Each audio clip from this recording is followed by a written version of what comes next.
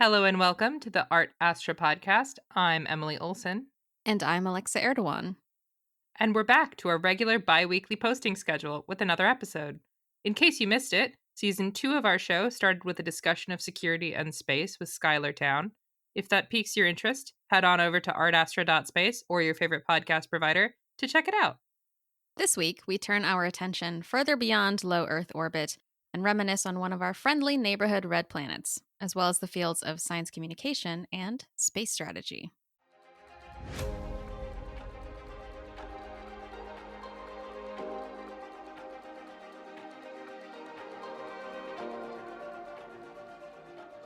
And today we have a very special guest joining us. Dr. Tanya Harrison is a planetary scientist turned space industry strategist. Starting out her career as a professional Martian, she worked in science and mission operations on multiple NASA missions to Mars, including the Opportunity, Curiosity, and Perseverance rovers, and the Mars Reconnaissance Orbiter, bridging literal worlds as well as sectors in the space ecosystem. Tanya was previously the director of strategic science initiatives at the Earth observation company Planet and the Director of Research for Arizona State University's New Space Initiative.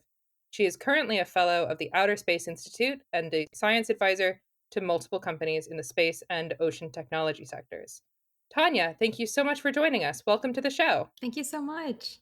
Thanks so much for having me. So, previously in your career, you've described yourself as a professional Martian. What did you do as a professional Martian, and what drew you to Mars in your studies? I mean, for the first few years of my career, I literally feel like I got to live on Mars. My job was working in mission operations for 2 cameras on Mars Reconnaissance Orbiter, which got to Mars in 2006. And I came into the mission in 2008, right at the beginning of what we call the extended mission. Basically, NASA's bonus money of like, yeah, you guys did pretty good. We'll let this keep going. And my job for one of the cameras, the context camera, was to take pictures of Mars every day. Like pick what the camera is going to take pictures of and then analyze those images when they came back to Earth from the standpoint of a geologist, since I'm a geologist. What is this image telling us that is something maybe significant about the history of Mars? And then also looking at it from the standpoint of kind of an engineer. Is the camera itself functioning properly? And so you just got to see like different pieces of Mars every single day. And there's something unique about that experience that you don't necessarily get if you're just studying Mars as a geologist, because usually you'll pick a specific location on the planet, or you might be studying the landing site where one of the rovers is, or you'll pick a specific type of thing on Mars, like studying volcanoes or studying impact craters. So getting the opportunity to look at the entire planet every single day, regardless of whatever you were taking pictures of, was this really cool experience to really start to appreciate that Mars was such a dynamic and complex place compared to even what I thought before working on that mission. And the other main aspect on that mission was working on the Mars Color Imager, or MARCI, which is mostly a weather monitoring camera. And I think most people know Mars has these giant dust storms from, movies like The Martian. They're not quite like that, but they are dramatic, for the rovers on the surface. And so my job literally was like a Martian weather girl. I looked at the weather in these images. We used that to plan operations for the satellites because you don't want to try to take pictures of the surface when there's a dust storm in the way. And we would use it for picking future landing sites, but also monitoring for the rovers that were on the ground. Like, is there a giant dust storm heading toward Opportunity, for example? The rovers can't drive fast enough to get out of the way, but you can at least take some precautionary measures like, oh, hey, maybe we shouldn't do anything power intensive on a really dusty day if your rover is solar powered. So to this day, I still feel like that was the coolest stuff that I've ever done in my career. I miss having that level of relationship with Mars, even though it's been so long since that was the main part of my job. But I feel so lucky to have been able to do that and to do it as like my first real job in the space industry. That's so cool. Like, it's such an intimate relationship that you have. Because I imagine you were the first person to see these images as they were coming through. Is that accurate? A lot of the time, yeah. So you're not only the one picking what that camera is taking pictures of and you're like doing the commanding, but then you might be the first human in all of human history to see that piece of Mars at that resolution, at that moment in time that you took that picture.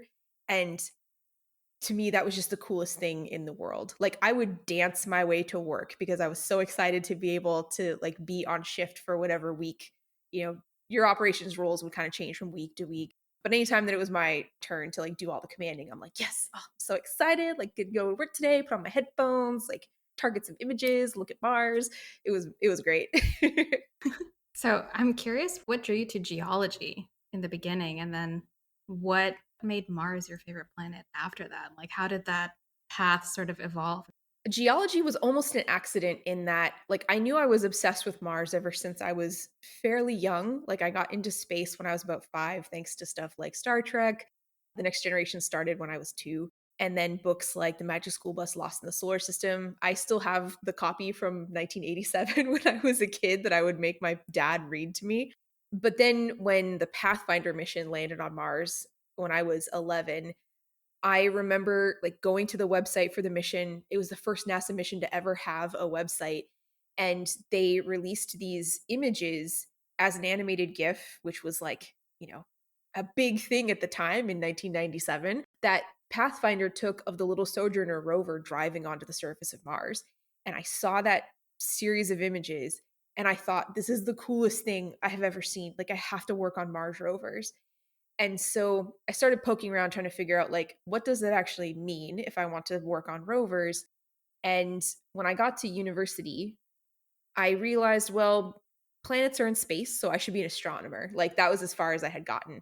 I wasn't good at building things, so I didn't think I would make a very good engineer. But I didn't realize until near the end of my junior year, when you kind of have a review to make sure you're going to graduate on time, that I actually should have gone into geology. So my advisor was like, well, you could continue on this path and go get a PhD in astronomy, which had kind of been my original plan because all I knew was academia. And I was fairly young at the time. You don't really know what else is out there.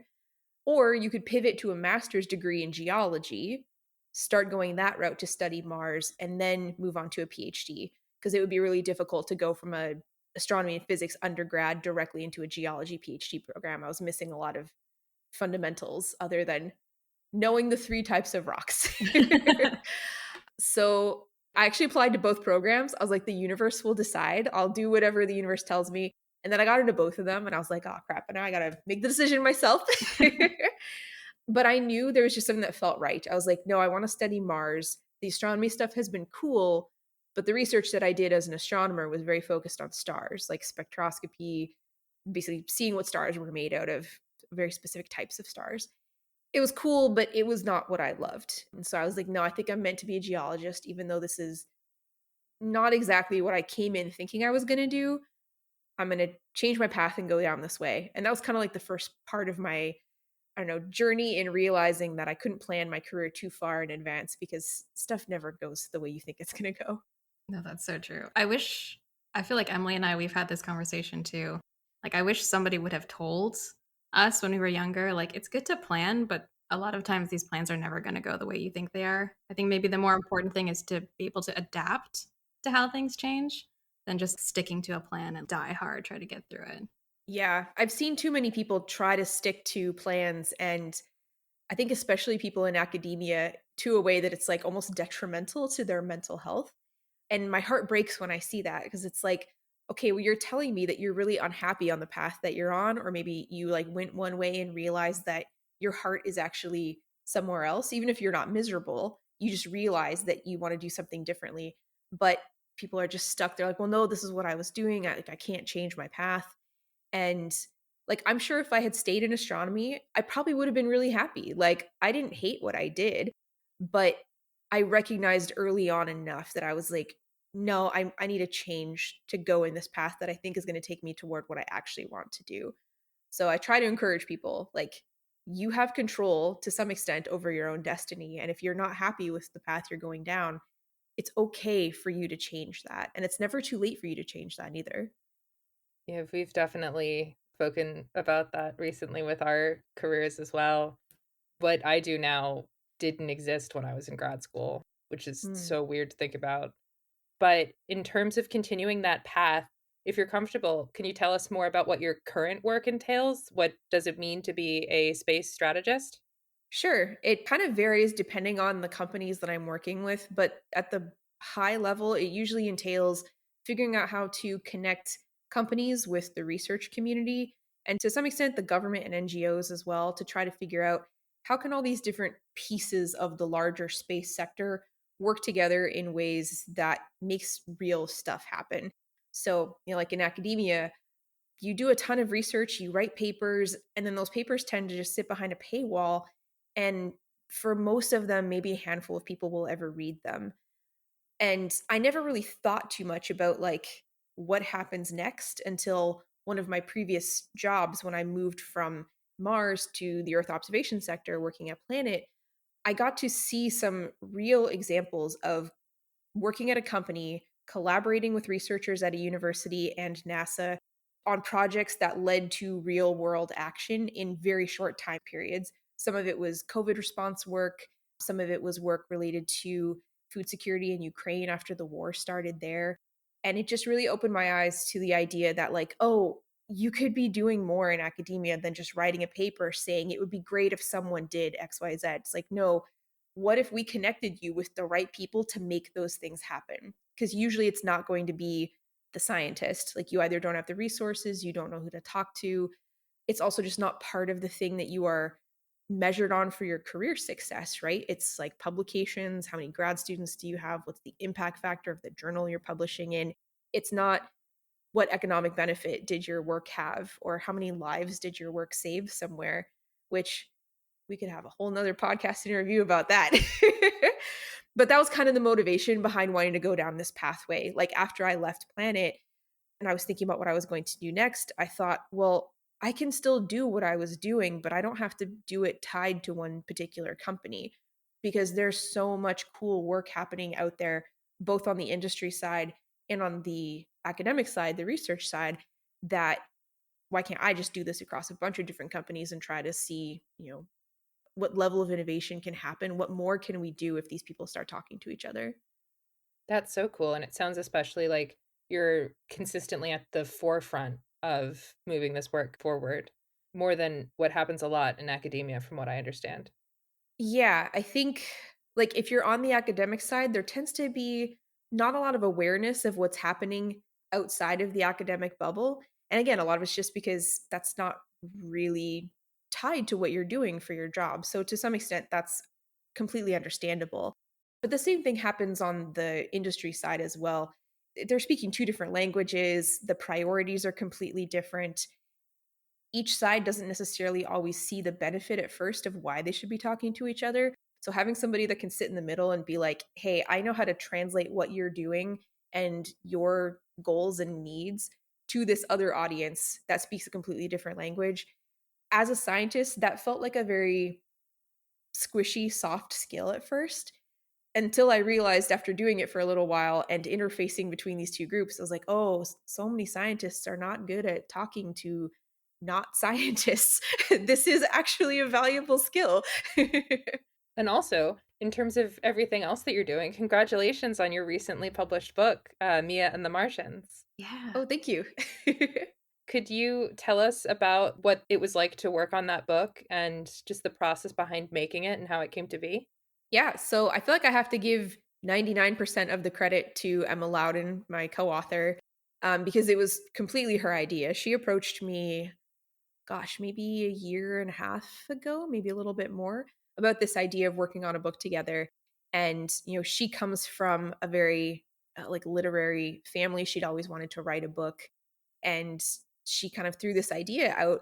And I will admit, I had been very hesitant in my life so far about the idea of writing a children's book, because I I felt like I didn't want my first book to be a children's book, at least. I didn't like the trope of, oh, women write children's books and men write the scientific books or the pop science books and things like that. So, and this is not meant to insult anybody that writes children's books. This was purely a personal decision. Like, for me, I felt like I didn't want to start down that path.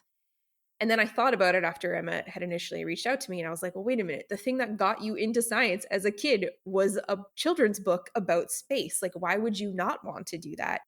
And I was like, yeah, okay, this sounds really cool. Let's do it. So we went through the process of putting together the content, trying to find an illustrator.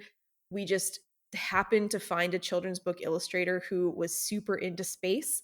Uter Passman, he was like dedicated to making sure that the rovers all looked as accurate as possible while also anthropomorphizing them in like really adorable ways. And so Emma wrote basically the bulk of the story. And then the book has a lot of factoid pop outs in it, which was sort of like my homage to the Magic School Bus books, because if you haven't read them, they are full of factoid pop outs all over the place. And as a kid, if my dad ever tried to skip over those while reading it to me, I would be like, no, no, go back, go back. You have to read everything. And so I thought, yeah, that just like this is the thing that got me into space was all these facts. So let's put these in this book too. And I'm so glad that it's been so well received so far. It was definitely a labor of love. It took us a really long time to put it together, but it was a cool project and I'm really really glad that Emma invited me to be a part of it. Yeah, that's so cool. I have a lot of friends who have kids, and that's definitely what's coming out for a lot of holidays and birthdays this year. Nice. So, alongside your work in space and in this book, you've also done several other creative collaborations, and you're also a very talented photographer in your own right. Can you tell us about how your scientific background, if it does inform your creative practice or vice versa? That's a good question. I feel like the only thing really that they have in common is that they all tend to involve cameras of some kind. So I don't know if it's still there, but somewhere one of my social media bios says or used to say like interplanetary photon wrangler. That's so cool. um, so I think almost as long as I've loved space, I've had an interest in cameras. I remember back in elementary school when you would do like the scholastic book sales and you save up the points to get things out of the catalog. One of the first things I saved up for in grade 2, I think it was a film camera, and I was so excited to run around and use it. It was bright orange. Maybe that was my early days of like going toward Mars with my Mars orange camera. I wish I still had it. I don't know what happened to it over the years. Or maybe the other thing that's in common is I remember an ex-partner pointed out that none of my photos of Earth tend to have people in them. And I thought, oh, okay, maybe I just like scenery that doesn't have humans in it, regardless of what planet it's on. It's so funny because that was going to be one of my questions. I was curious if your fascination with photography had come as a result of working on Mars and then Earth observation, or if it was like the other way around. But it sounds like they both evolved very simultaneously, just like your love for Mars and geology evolved simultaneously. Yeah, I don't feel like they necessarily influenced each other all that much, but there's certainly I think skills you can take from photography on Earth and apply to doing photography in other places. Like, I think a lot of people probably assume for satellites, for example, you're just taking pictures of whatever you're flying over, which is often the case for like Earth observing satellites, like Landsat, for example, is just taking the same postage stamp over and over again. But for Mars, we have to operate under the assumption that the missions could die at any point because you never know when, an errant cosmic ray is going to hit the computer and it dies. Like it's happened before. So we have humans in the loop to make sure that we're imaging things in priority order. So it's like, okay, if we lost the spacecraft tomorrow, what is the most important data that we want to get back to answer the science questions for this mission?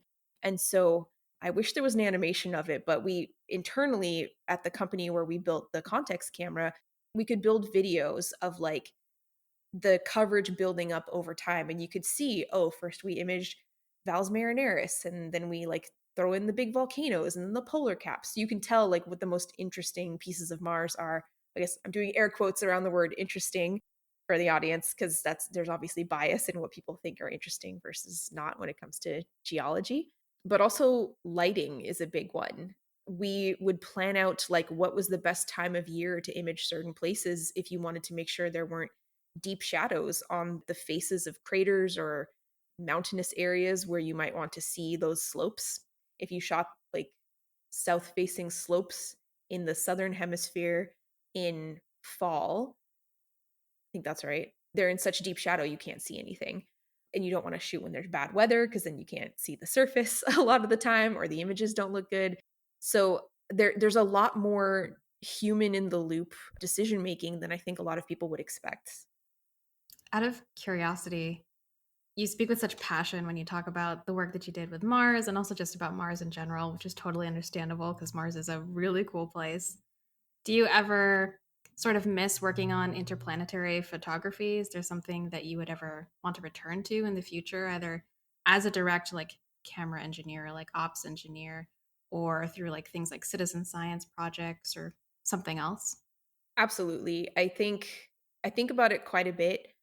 The last mission I ever really worked on was Opportunity, and I worked on it literally until the day it died. Like, I was on shift for the PanCam cameras the last day that we heard from the rover, and the last picture that we ever took just looked like snow on a TV screen, and there were some messages going back and forth. We already knew the big dust storm was coming, the one that killed the rover, and people were like, "Oh my gosh, is something wrong with the camera? Is it pointed at the ground? Is the dust cover closed? What's going on?" I was like, "No, it's supposed to be pointing at the sun so we could do a calculation basically of how dusty the air was." I was like, "No, it's pointing at the sun. We just can't see anything." And then we never heard from the rover again.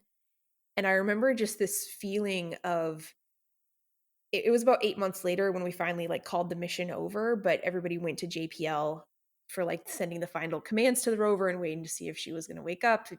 It didn't happen. And just like walking out of that room and feeling like, wow, I'm I'm not on any active missions anymore after like I think that was about 11 years after I'd started in my first mission ops role. It was a very strange feeling. And the farther and farther I get from having worked on an active mission, I feel more and more like I've lost this very critical piece of my identity. And I think if somebody came by tomorrow and they were like, "Do you want to come back and do mission ops?" The cameras that I worked on in 2008 are still functioning today. Like, if I could still do that work, I probably would, because I have never felt quite as passionate about a job, I think, ever since that one.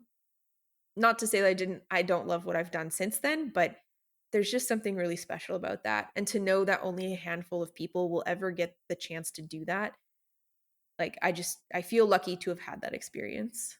That's entirely understandable. That sounds absolutely incredible and also so devastating to be on that team as you said, you could see the dust storm coming and, like, expected it, but I still just can't obviously completely different mission, but I have seen the Cassini documentary multiple times, and I, like, bawl my Oh. eyes out, like, every single time, and I was not involved, obviously, at all.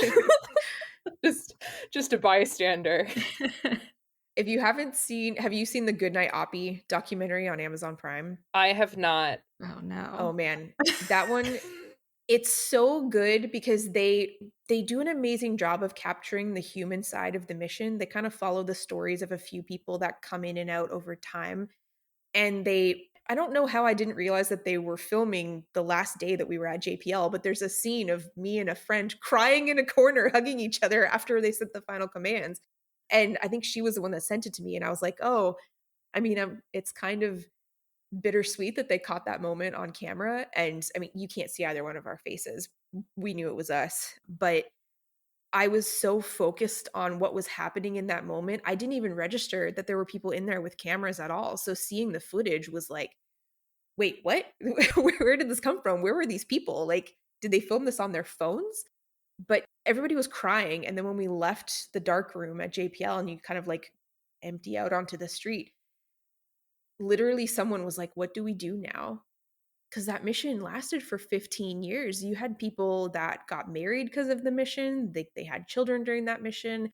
They had built their entire lives around this schedule of working on this rover every single day, and to suddenly lose that, it's just it's a very strange feeling. That's to this day, it's the only mission I've been on, like, to the point that the mission ended.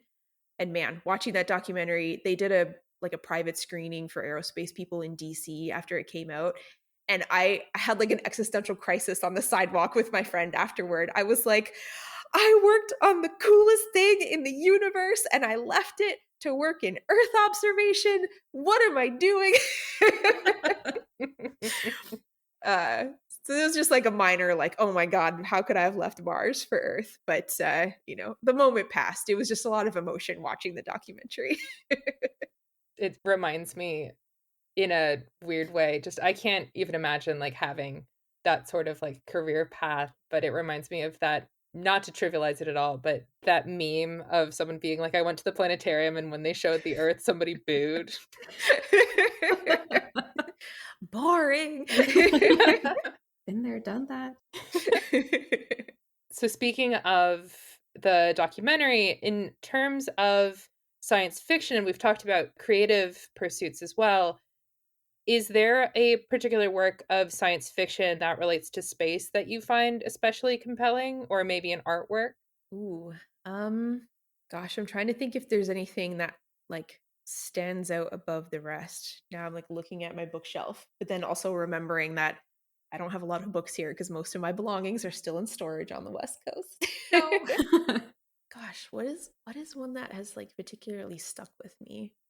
Or even could extend to like space mythology or folklore. Because I recall at some point, I think I was watching one of your prior TED Talks and you were talking about how you watched Big Bird in Japan, which mentions like I think like Japanese moon mythology. Oh, yeah. I guess that was the thing, like, before Star Trek and before the Magic School Bus, the thing that originally got me into space was this Big Bird in Japan movie that came out, I think, in, like, 1989, where Big Bird visits Japan and he meets Kaguya-hime, like, the mythological princess of the moon in Japan. And the movie doesn't actually go into the story all that much. Like, the moon is not heavily featured in this movie, but there was something about it that made me obsessed with the moon, and I would go outside every night and just kind of stare at it. That was the first time I realized that the moon moves in the sky, because in my head, I seem to remember the first night going out and the moon was, like, perfectly centered in these trees across the street. And the next night, I went out at the same time and it wasn't there. And I called my grandfather because he was very into all things science, and I was just like, "What's going on?" And he's explaining to like 4 or 5-year-old me how the moon revolves around the Earth, and that just really kicked off the initial spark of fascination. And I think tied to that, I've always been interested in the cultural influence of things like the moon and eventually Mars. Like, how did these things influence human culture in not just ways of like science fiction, but maybe more innocuous ways that we don't tend to think about, like mythology, like poetry, music. There's so many cultural influences that are tied to space in ways that are really beautiful. Like, I think, especially as scientists, we as a community can often disregard that emotional, artistic side of just how beautiful all of this is. But space inspires people in a universal way, no pun intended, that doesn't necessarily happen with other things, because it's the one thing that we all share. We can all stare up at the sky and be like, wow, I wonder what's out there. I wonder where we came from. And there are very few universal experiences here on the earth. I remember having a conversation with an exchange student from Australia when I was in grade 8 or 9 or something like that. And she said that she had never seen snow. And it blew my mind that there was somebody that was a teenager who had never seen snow, but she grew up in the desert in Australia. And so coming to the Pacific Northwest in winter and getting to see snow for the first time, she was like, wow, this is crazy. So I realized even something as innocuous as snow or the ocean or sand dunes. Like, the first time I ever saw a sand dune, I think I was 25 years old or something. But the sky is just right there and we can all see it, which I think is pretty special. I'm not sure that actually answered your question. No, it was a beautiful thought though. I think it's something that Emily and I have tried to really explore through this podcast too is all the different ways that space can influence. Like one thing that really struck me is when you said poetry, and it was something that I hadn't thought about before, but yeah, it totally makes sense. Of course, there are so many beautiful natural things around us on Earth that inspire great works of poetry. Why not celestial objects? Why not the moon that's visible, or like any of the planets that are visible, or from either Earth or beyond? So yeah, it's always interesting. You think you figured out every single way that space has possibly influenced humanity, and then somebody else comes into the sphere and is like, yeah, I'm working on this thing where I'm combining space with like some like unique type of art form, and then you're just like, I never thought of that. It never ceases to amaze how many creative things people can come up with. Absolutely. Alexa, unfortunately, has been subjected to my TED Talk about this in the past, but the one of my favorite facts, I was a literature major in college, and I am a huge fan of Dante's Divine Comedy and have a whole bunch of normal thoughts and feelings about it. But what is really interesting to me, so the Italian astronaut Samantha Cristoforetti, to celebrate Dante's, I think, 400th birthday, read a section of Paradiso from the ISS. And I was so excited about it and talking to my friends, and they were admittedly like, it's a bit random. And I was like, well, it's really cool. One of the reasons why I love the Divine Comedy so much, not necessarily one of the reasons, but one of the things that is always really interesting to me that other people are surprised by is that the last word of Inferno, Purgatorio, and Paradiso is stars. And then his whole theory of how the universe works is that it's guided by love. And so his definition of God is like the love that moves the sun and other stars. That's beautiful. And I was just so struck by that. And it's so funny because it's like it is kind of a random connection, or it's not necessarily something you'd think of because people mostly know like the Inferno, and it's unexpected to find a celestial theory of love in this like medieval Italian poem, Oh, that's so beautiful. right?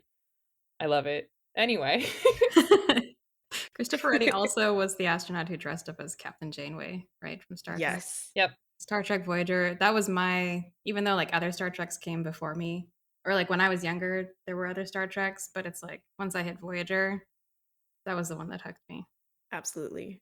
I think DS9 became my favorite when I got older, but as a teenager, I was like, yep, Voyager is where it's at. Captain Janeway is so incredible. So cool. And then also moving forward into other intersections of space and pop culture, has your knowledge and background of space come up in any unexpected ways? I will say, I thought of this question. I think I either saw on your social media or Colonel Hadfield's that the Canadarm, please forgive my pronunciation if it's wrong, was in a Marvel movie. It was in Deadpool versus Wolverine as like super Oh, randomly. right. Yeah. I'm trying to think, like, I'm sure it has come up in random settings before. I'm trying to think what's the most random thing I've been asked to consult on that was related to space where I was like, "Oh, why would you need that?" Um I guess I have one really good example, but I don't think I can say what it was because of an NDA. No. But it was definitely one where I was like, "You want a space person for that? Okay, if you want to pay me to tell you about Mars for that, sure, why not?" I'll have to think about that. I'm sure that it has come up in like unexpected situations. It usually just is something that leads to interesting conversations in many day-to-day interactions because obviously people always ask, if you're like at a coffee shop or at the doctor's office or in an Uber, they'll be like, "So what do you do?" And usually my short answer is just like, "Oh, I'm a Mars scientist or a space scientist," because sometimes people don't when you say Mars, they're like not expecting it, so they're like, "Wait, what?" And you have to explain. But it usually leads to a lot of really interesting conversations because people will start asking questions. They're like, "Oh man, that's so cool. Like, what are the rovers doing? Well, like, what's the deal with black holes? Have you ever been to space?" Which I'm like honored, but no, I'm not an astronaut. But the general public doesn't realize that like so few people have been to space, I guess. Like it feels more commonplace now, which is kind of cool, but also feels like a little bit of a failure on the science communication side of things. I also get the question pretty often like, was The Martian based on a true story? Serious question from adults, which again tells me, ooh, science communication problem there. But I love that it generally leads to curiosity. People really want to ask questions about it. It's very rare that someone's like, oh, that's cool. Lately, sometimes it leads to some political questions, which is more depressing. But generally, it leads people to like excitedly asking questions about space, which ties back to that idea that space fascinates almost everyone in a way universally that you don't tend to see with anything else. And that always warms my heart. You mentioned people asking if you've ever been an astronaut. Is that something you ever would want to do? Either like to go to space physically or to participate in like an analog astronaut program on the Earth for like a Mars themed simulation? I am like terrified of flying, so I don't think I would go to space. Emily knows my love of trains quite well. Partly it's because I think trains are cool, but partly it's due to being very claustrophobic in airplanes. So I'm happy being the person that stays on the ground and does mission operations for other people to go to space. I would probably do an analog mission though. Like that could be kind of cool if I had the time and ability to get to one. I feel like it could be kind of fun. I'm so curious what the analog astronaut selection program is for a lot of these simulations. And it'd be really cool to be an analog astronaut that goes there and then next to you have somebody who's like actually operated Mars cameras. Like that would be really cool.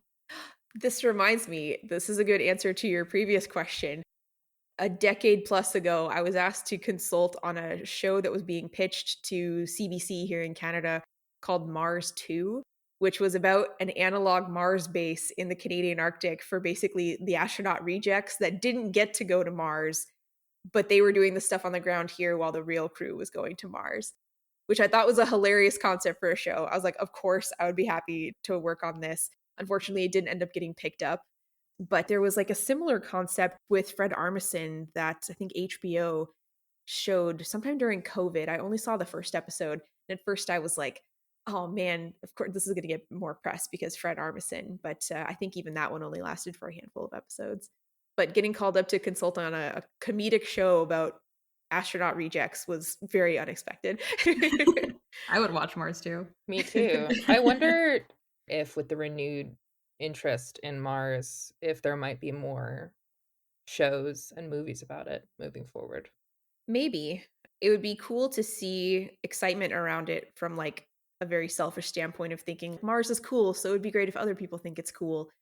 Unfortunately, some of the branding around it has made it less cool because of who it involves nowadays, and that part is kind of unfortunate. But I feel like it presents motivation to try to reclaim that narrative of space is cool and awe-inspiring from the people that have kind of corrupted what that view kind of used to hold for a lot of people. Like, forget about the guys today. Like, let's think about Carl Sagan. We need that kind of vision to come back.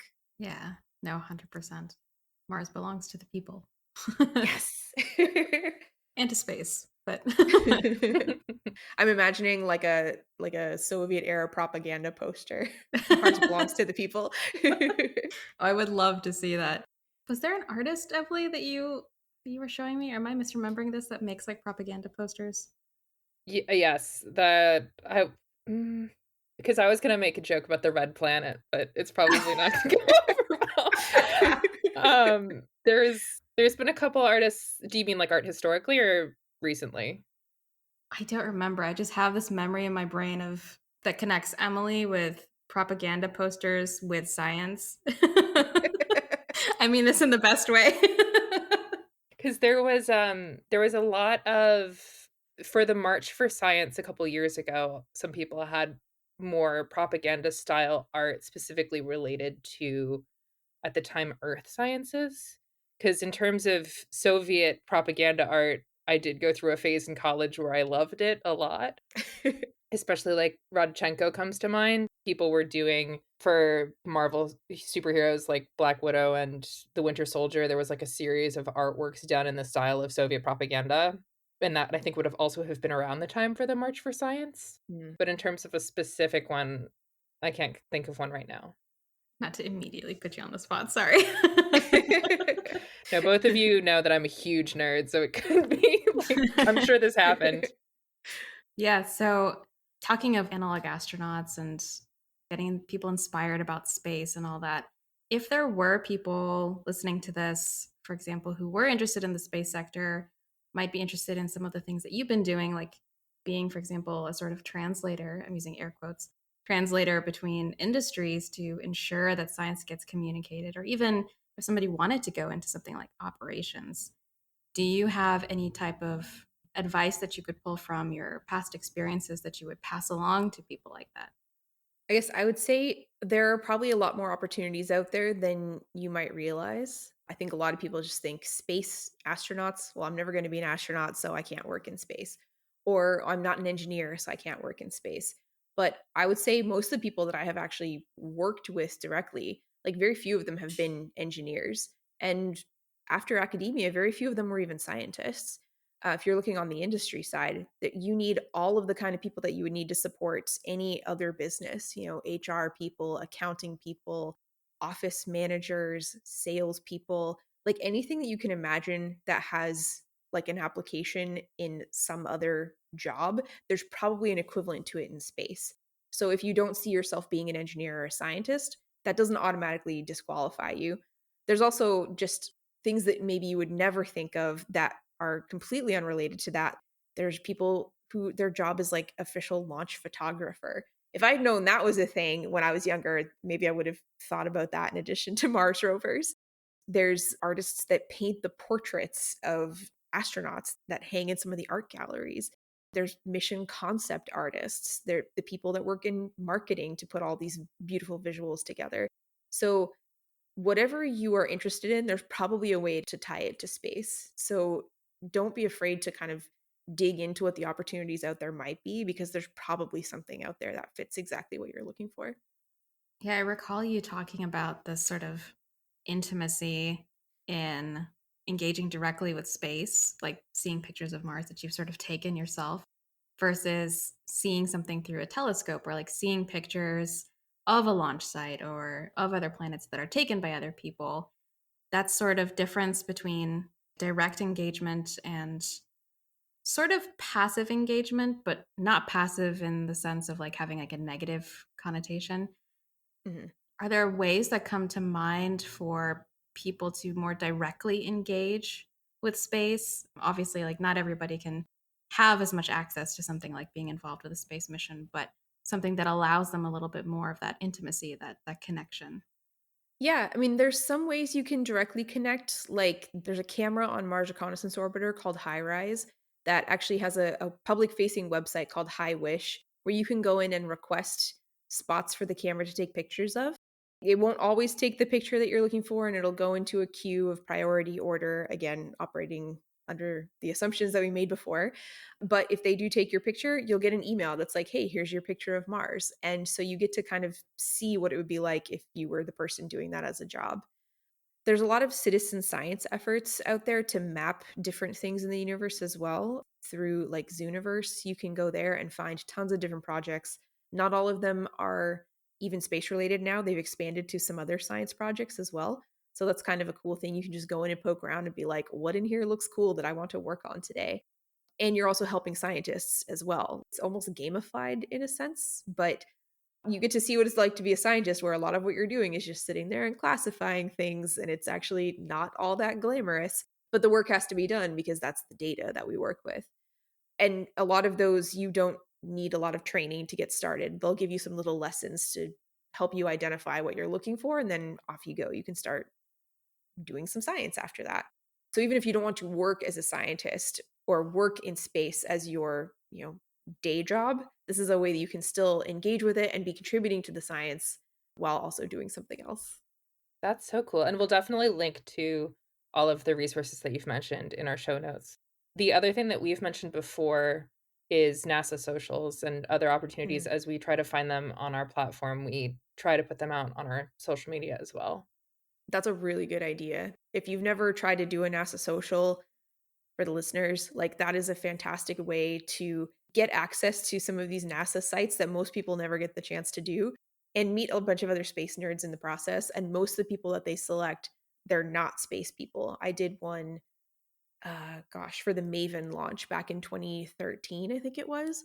And there were a couple other space people, quote unquote, there. But for the most part, like I just met a lot of other really cool people, some of whom I still stay in touch with to this day, and we got to do like behind the scenes tour at Kennedy Space Center. We got to see the rocket on the launch pad the night before it launched. So cool. Yeah, if you see an announcement come out for that and you want to sign up, even if you aren't like, a social media celebrity or something, that's not what they're looking for. You don't have to be a celebrity, you don't have to be a space person. They want to give this opportunity to just regular people so you can see what NASA actually does. And I think that's so cool of them. I agree, and I think it's so fascinating from both a marketing standpoint in terms of getting the word out there, but also a storytelling and just casting the net as broad as possible to make sure that everyone has the opportunity even just to get excited about space. I love that program so much. Also, in your bio, you've mentioned working a lot with ocean technology. Can you talk to us about how that came about? Especially while we know that Mars had water at some point, they seem like very disparate fields at first glance.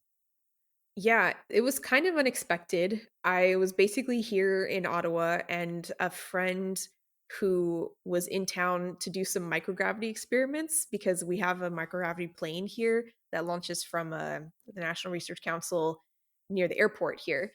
So he was doing some experiments through some work from SETI, and we just met up to catch up over coffee. And he was telling me about this ocean technology company he was starting. And he had asked if I wanted to be an advisor, and I said, "Well, I don't know a lot about the oceans, but sure, you're great. I know that you do good work, so happy to help where I can." And this, 1 hour coffee meeting on the calendar turned into like multiple coffee shops as like one would close and we rolled to the next one and the next one. And by the end, I realized, like, oh, actually, what you're trying to do is super well aligned with some of the experience I have from the Earth observation sector in terms of the technology and software and what kind of products you would make and mistakes that the Earth observation sector has made, but we've learned from them. So you could not make those in the ocean sector. Because like ocean tech feels a little bit antiquated compared to what we've managed to achieve in space in the last 10 to 20 years. It's still very big, it's slow, it's expensive. And so the goal with this project, with this company, was to try to kind of bring some of these so-called new space approaches to the ocean. Like, could we do something cheaper? Can we do it faster? Can we bring modern technology into the ring here and modern software and things like that? So I've had to learn a lot about the ocean and a lot about fish in particular that I did not know before. The first model that this guy made for this company was like for a specific kind of fish that I had never even heard of before. So I had to look it up. And then I felt embarrassed because it was like, oh, these fish basically swim right by where I grew up and I never even heard of them before. But it's been fun because it's like literally jumping into an entirely new field and kind of daunting to start from the ground up. But yeah, once you realize that the skills you gain in one area can be applied to others, it's like so many new doors open. And I think this has happened multiple times in my career. Like when I was finishing my PhD, thinking about what I was going to do next, it was another one of those kind of dark times in academia where I was seeing lots of people struggle to find faculty positions. And so they were on their second or third postdoc. I was like, what am I going to do with a PhD in Martian landslides? And I went to, I hate to admit it, a career fair for the oil and gas sector because I was like, I need a job. And that's what you do in Canada. If you work in geology, you either work in oil and gas or you work in mining. And I was pretty honest with the recruiter. I was like, I work on landslides on Mars. I don't really have any oil experience. I really don't have any Earth experience other than looking at landslides to see what they look like compared to Mars. And she helped me zoom out and look at my experience at a more holistic level. She's like, well, you know how to do operations of camera systems. A camera is a camera regardless of what you're pointing it at. And that seems so obvious now, but in the moment, I was like, mind blown. And she's like, yeah, you know how to do image interpretation. She like listed off all these skills that I had from both my mission operations job, because I did mission ops for like 4 years between my master's and PhD.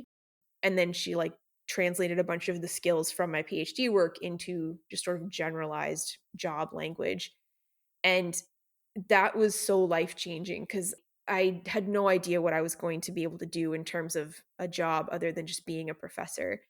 And that kind of started me down the path, I think, of thinking about things in terms of translating. Like, okay, what does this term mean to someone else? Or how do I need to translate it so that someone else understands what I'm talking about or what skill I'm bringing to the table or what skill some partner that you want to be talking to another partner in like the business sense, how should they be speaking to each other?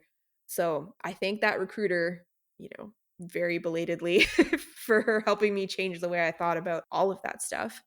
Amazing. Yeah, no, that's such a helpful way to look at it because I don't think that that would have occurred to me as well of just like that zoom out and the translatable skills. Even as someone who's I've jumped from the like for profit and nonprofit in museums and cultural sector, and I only realize in retrospect how much of those skills are transferable because I was thinking about them in such specific contexts. Mhm. Yeah, it's hard. You just have, like, tunnel vision when you're working on one specific thing. It can be really hard to kind of look up and be like, "Oh, wait, no, my skills as a whole are actually very valuable," but you just don't get the chance to think about it that way. As we wind down what has been such an exciting conversation, thank you so much again for joining us. For anyone interested in following more of your work, do you have social media accounts or where can people find you online and follow your projects?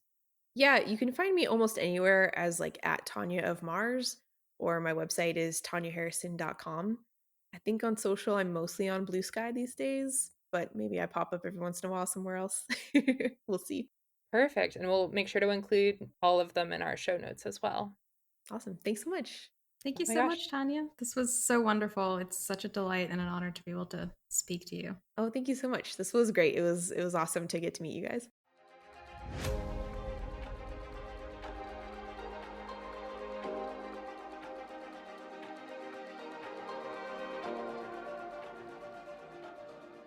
And thank you for listening to our interview with Dr. Tanya Harrison. I was able to remember the space art propaganda that Alexa remembered me telling her about. JPL released a series of posters in the style of vintage travel posters a while back. The link to those posters will be on our website along with our show notes. If you enjoyed the show, please consider leaving a review or a rating on Spotify, Apple Music, or wherever you listen. This helps other listeners find our podcast. Until next time. Till next time.